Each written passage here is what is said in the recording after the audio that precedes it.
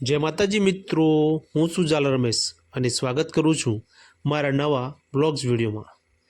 આજે હતો અમારા કુળદેવી શ્રી આદિશક્તિમાં એટલે કે ઝાલાકુરની જનેતાનો જન્મદિવસ। જ્યારે અમારા કુળદેવીમાંનો જન્મદિવસ હોય એટલે કુટુંબના બધા જ યુવાનો દ્વારા પૈસા માટે ઉઘરાણી કરવામાં આવે છે અને આ પૈસા યુવાનો પાસેથી જ ઉઘરાવવામાં આવે છે। એ પૈસા આવે એમાંથી માતાજીના જન્મદિવસનો ખર્ચો ઉઠાવવામાં આવે છે। બધા યુવાનોને બોલાવી અલગ અલગ કામ સોંપવામાં આવે છે, જેમાં મને પણ અલગ કામ સોંપવામાં આવ્યું હતું। મારું કામ હતું મંદિરનું ડેકોરેશન કરવાનું, એટલે કે બલૂન ડેકોરેશન કરવાનું।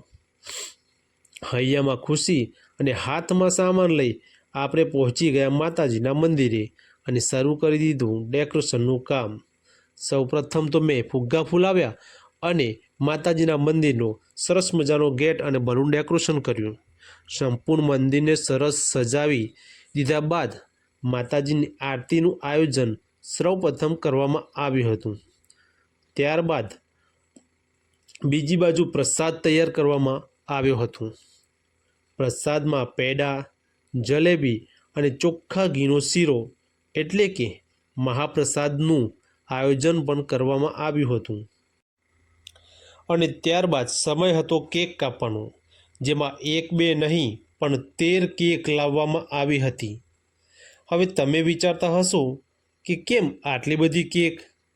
પણ જય આદિશક્તિમાં અંગ્રેજીમાં લખીએ અને જેટલા અક્ષર આવે એટલી કેક લાવવામાં આવે છે। કેક કાપવા માટે બુવાજીને બોલાવવામાં આવ્યા। કેક કાપાયા બાદ પ્રસાદ વહેંચવામાં આવ્યો। ત્યારબાદ નાસ્તાનું પણ આયોજન કરવામાં આવ્યું હતું। નાસ્તામાં હતા ખમણ ઢોકળા। પ્રસાદ વહેંચ્યા બાદ ખમણ ઢોકળા અને ચા પણ વહેંચવામાં આવી। બધા લેડીઝ સાઉન્ડના તાલે ગરબા ગાવા લાગ્યા અને આ રીતે ભવ્ય જન્મદિવસ ઉજવવામાં આવ્યો। તો મિત્રો, તમે તમારા કુળદેવીનો જન્મદિવસ ઉજવો છો કે નહીં?